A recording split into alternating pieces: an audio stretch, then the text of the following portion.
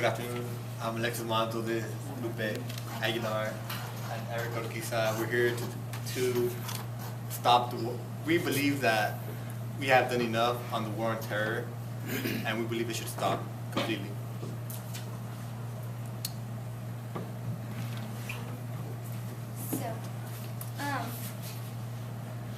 One of our points is that the estimated cost of war is more than what the government says it is.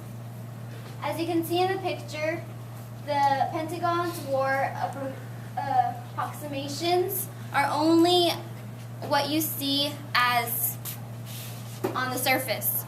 But under the sea level is the other war costs, which are the Pentagon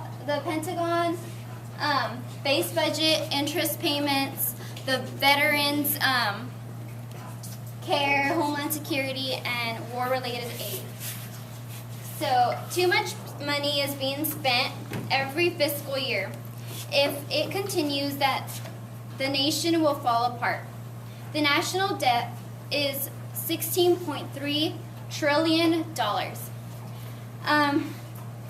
What would America do if countries like China and Japan would refuse to borrow more money to us? Having a heavy debt is unhealthy. Although America is known to be the big brother country during the times of war, it is very hard for the country to help when they themselves are in need. America is not suited to be the big brother right now. This is a time where America needs to rebuild its budget, priorities, and if it ever wants to come back to the top. Going to war and staying in war is not that easy as the president makes it seem. People must consider the expenses of ammunition, salary of each soldier, medicine expenses, and other costs. This is two pictures that show the national debt and how much it has increased throughout the years. As you can see on the second picture, military is $640 billion.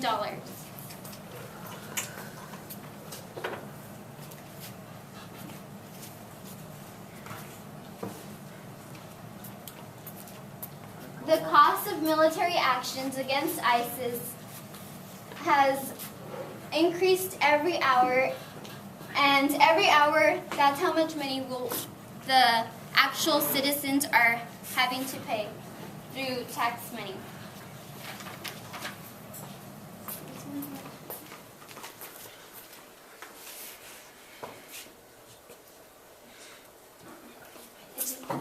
Okay, so going back, if the war is currently in idle, does America really want to spend that much money during this time? Another thing to consider is the social aspect of the war. Before we go into social, you should know that every hour, taxpayer money, $300,000 are spent to take action against ISIS. Just a little fun fact. There are many different social problems that the war affects on civilians. We have soldiers away from their families. These periods last for 9 to 12 months. Citizens around the danger areas are living in fear. Also, during World War I, America did its best to not interfere with foreign problems until it was inevitable. It has made people paranoid so much that it has caused problems with the national security. The fear of the war on terror is so high that the people of America have instructed tough security. This has led to no privacy and the lack of freedom in America. The war on terror influences so much in our homelands, although it's not fought here.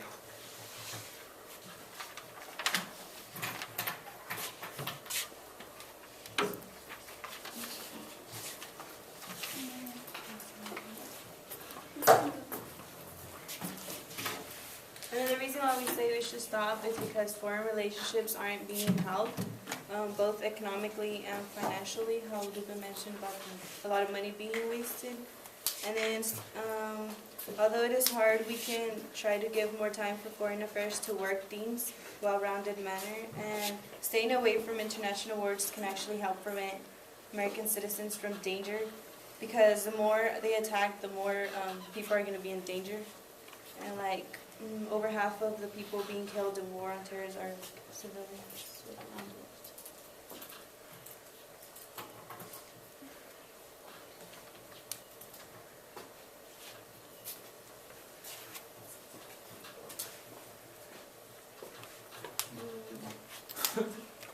Oh, and like the top ranks, like of deaths being like that people have died would be World War II and the American Civil War, which was 291,557, which is pretty much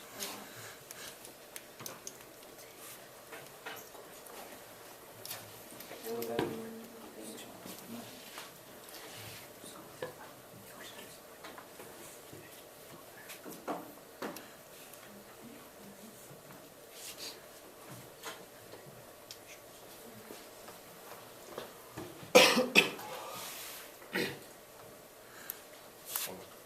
Give me a second.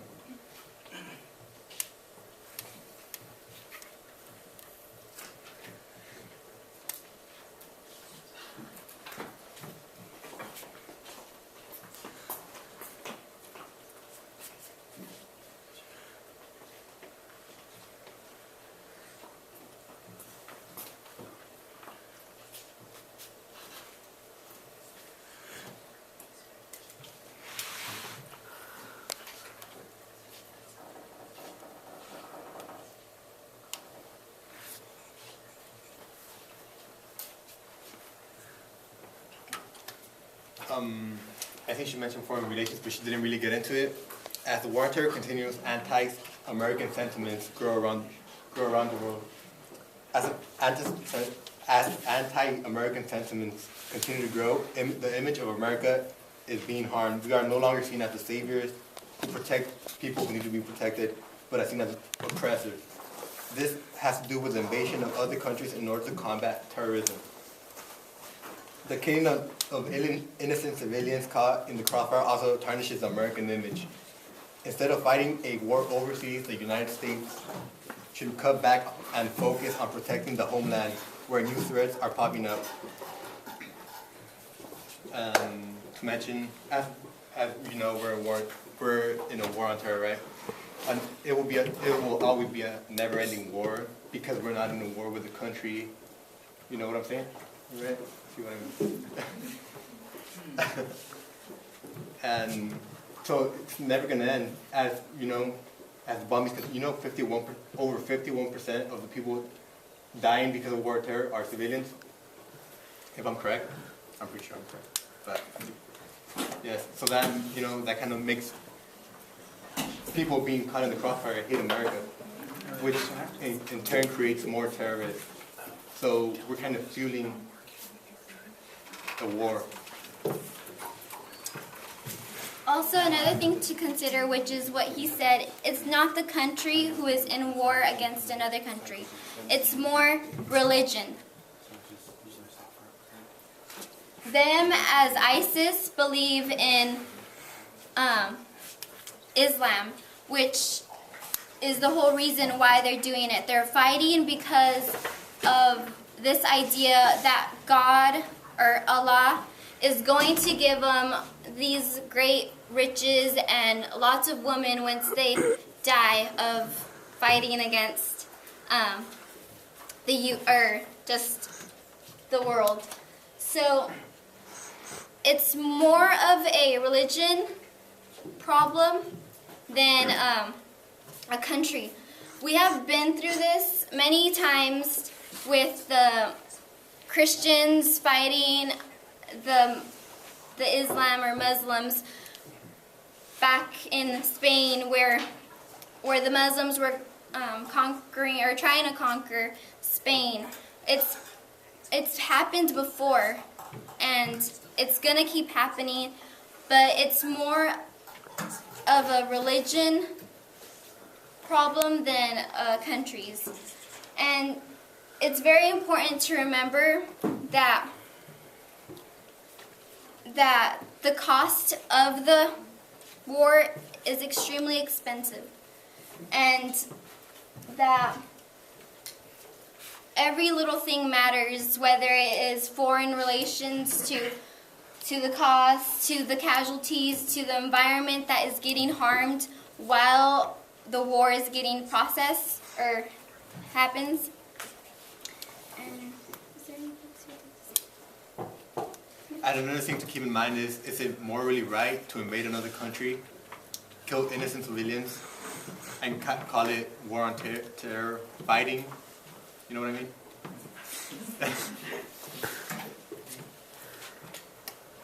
I think we're done.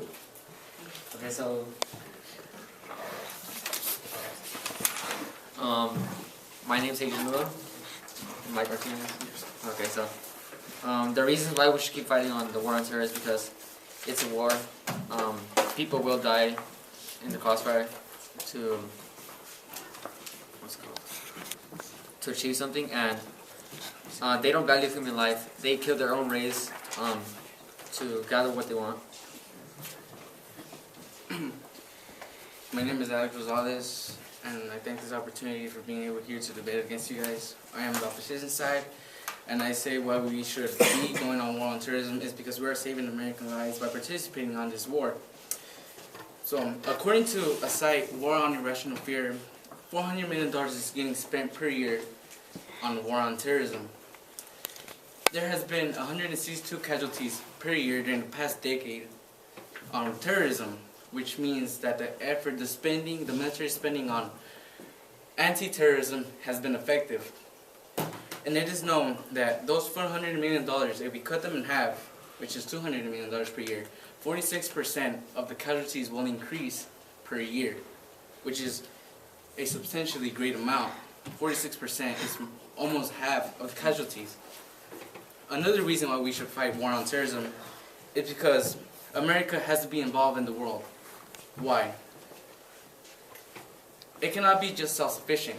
As we learned in economics last past semester, to be able to be efficient, we must specialize we must specialize in our things, and also go to another country and use their commodities and their goods to be able to be efficient in our country, which is going to have an increase in our economic growth.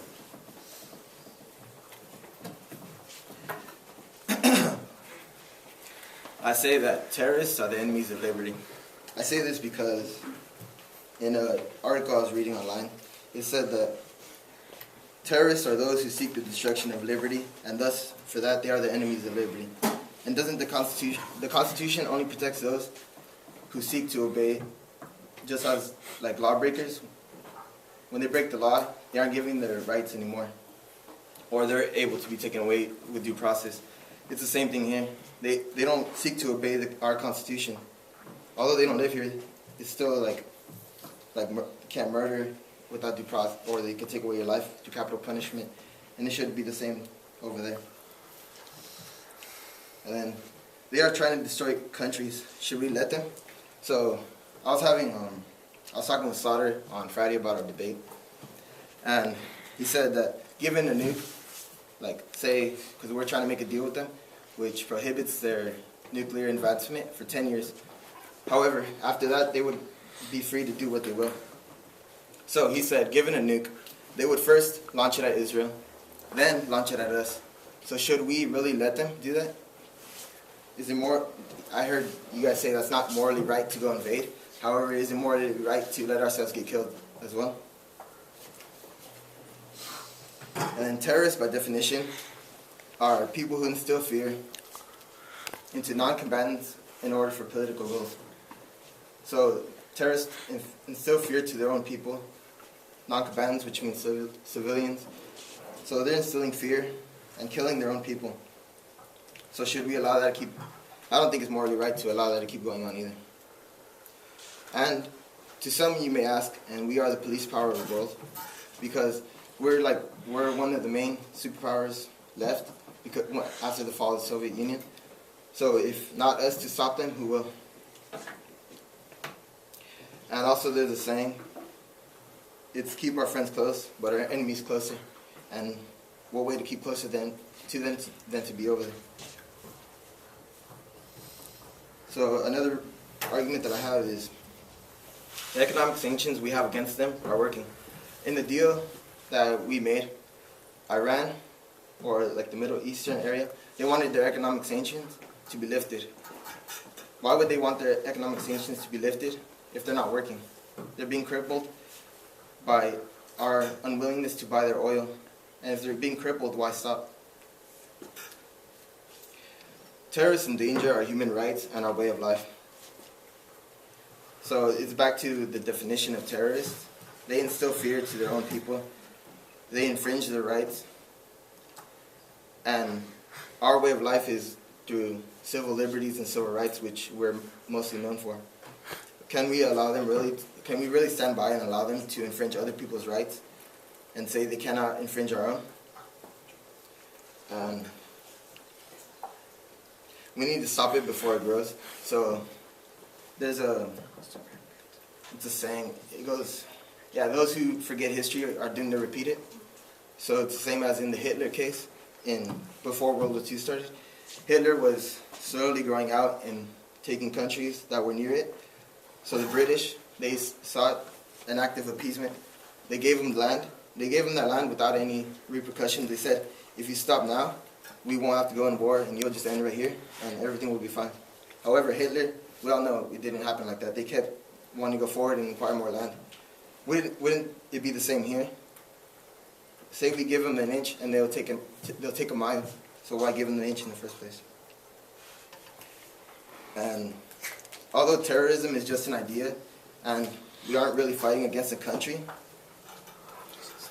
there are a lot of ideas here that we try to stop as well. An example would be like, say, theft.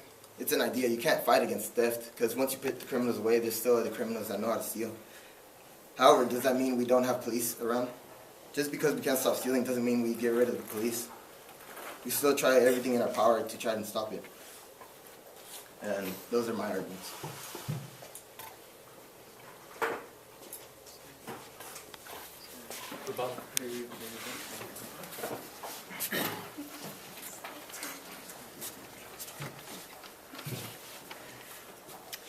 So as Mike said, the idea of the police and how there could be police, there could be soldiers.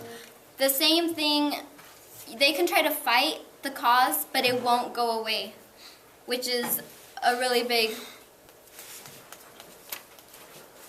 it's not going to stop.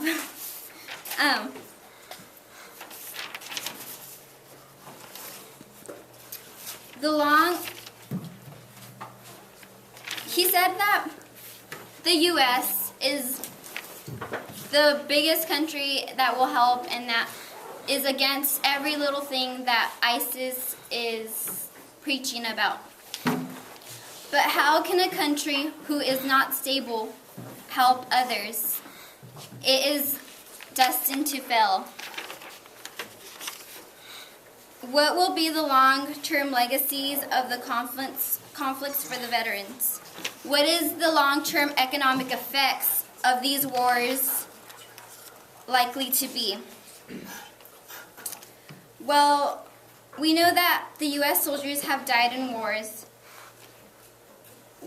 We don't know about the levels of injury and illnesses in those that have returned from the war.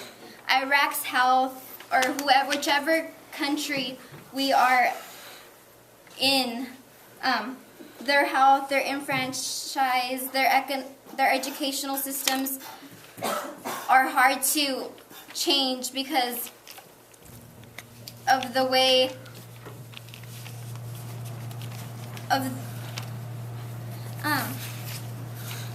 because we can't help them when we're hurt ourselves.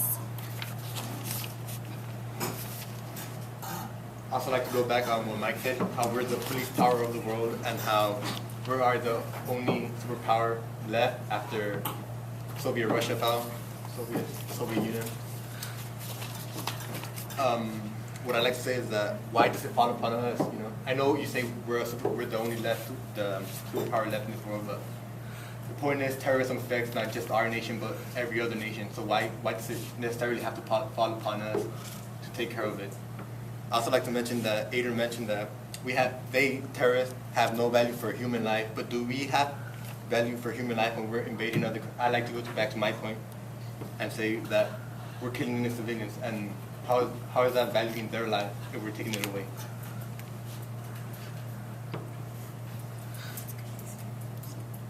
Also, you mentioned the treaty with Iran. Did you know that Iran is no longer considered a terrorist nation? It was taken away. It was no longer considered a terrorist nation because Obama made it so. So it all falls back into us as a nation. Our failure to stop actions like 9/11 and now removing Iran from the terrorist group. It's not about terrorists. It's about us not acting upon it correctly.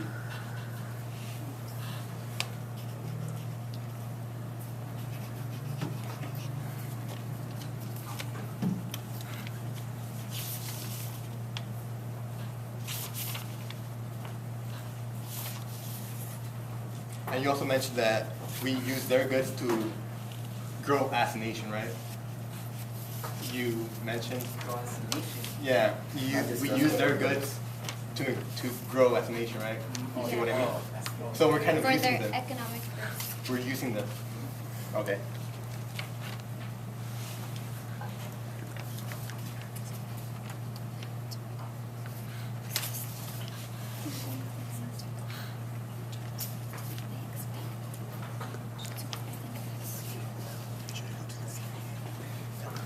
They have to President Bush. Yeah. Is that true? And like I like to go back that it's not about invading, it's about increasing security here in the U.S. It's making it better, right? Instead of fighting terrorism miles away from the homeland. Did you know that the CIA had warned President Bush that 9/11 that terrorists were trying to hijack airplanes, and Bush didn't act on it. So what happened? 9/11, one of the greatest disasters that happened in the U.S. besides Pearl Harbor. And it just goes back to what I say that we shouldn't be invading other countries and wasting money that shouldn't be wasted. We should be increasing security, improving the U.S., and protecting Americans. We can solve it in other matters. We don't have to go into war to win this fight. We can talk to other countries and engage our international relationships so we can unite as a nation and not have to get into a war. And there are ways to stop it. So there's no need to put violence into it.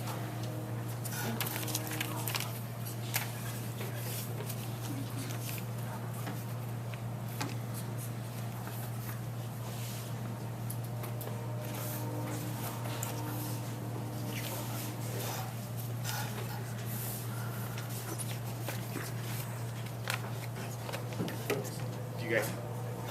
Yeah. Finished? Do they? Yeah. Good. Alright. So Alexis, you had just stated right now. You said we're using them, right? Yeah. However, using them would imply that we're gaining something, and they're not gaining anything in return. Aren't we buying their supplies, their oil? Are we not trading their oil for money? So I don't understand how you could say that we're using them when it's in fact an equal trade that they agree to. We're not stealing the oil from them. They're trading it willfully. And I'll recall what Lupe and Alexis both said, that this war is endless. Is that correct? Yeah.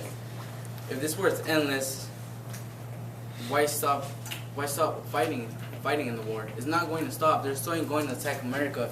And you also said that, why are we fighting the war far away? Why fight the war here in the United States of America? You want Americans to be killed? Exactly. That's why we're fighting far away. And they're still dying. Yeah, but we're not here to have no casualties because it's a war.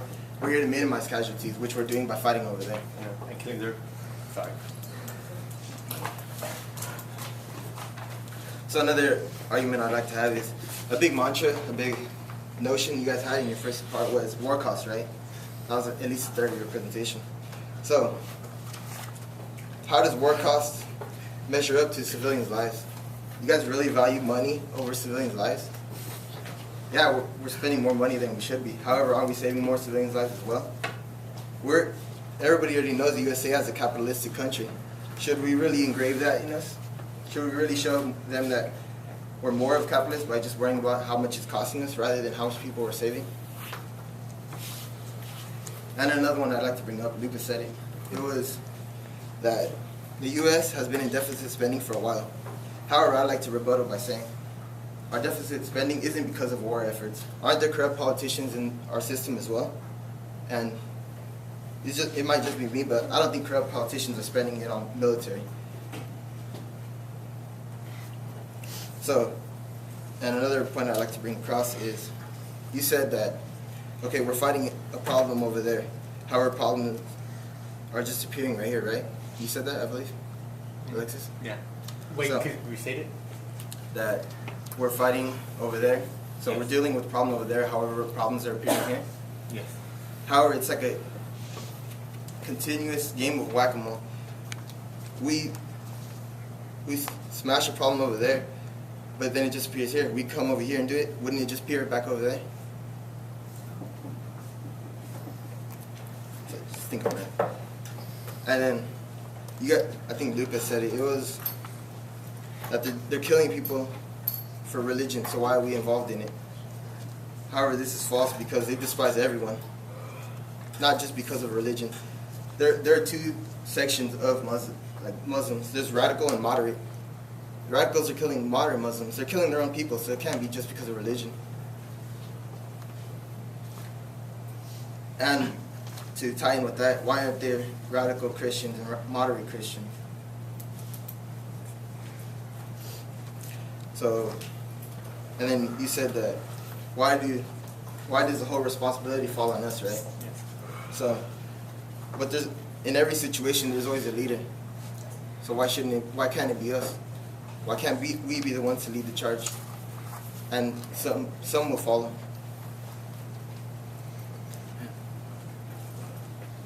And is money really important when we're talking about citizens that live in American soil? Is actually money the important thing here? Because you guys base like 50% of your debate on economic terms. So is economic terms more importantly than citizens of America?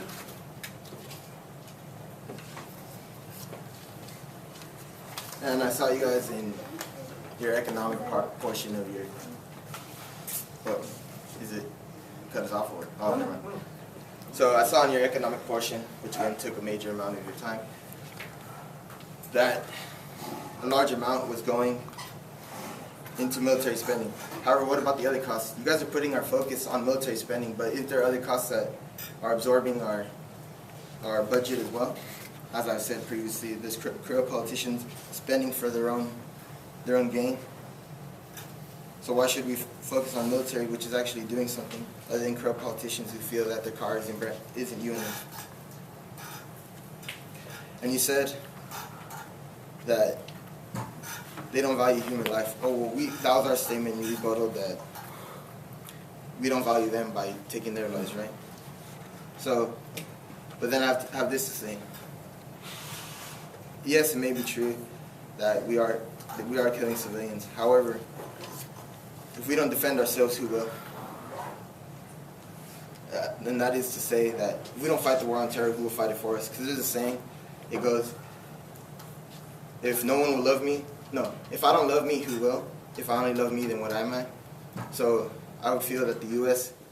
is the love me part, and then they're the if they only love me. So if we won't love ourselves, then who will like protect us?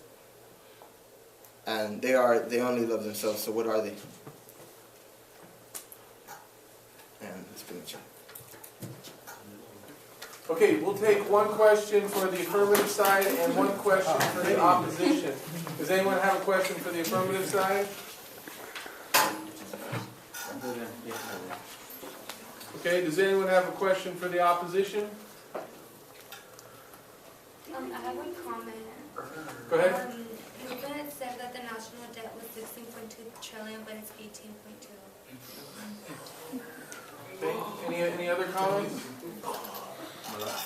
Okay, let's give him a hand.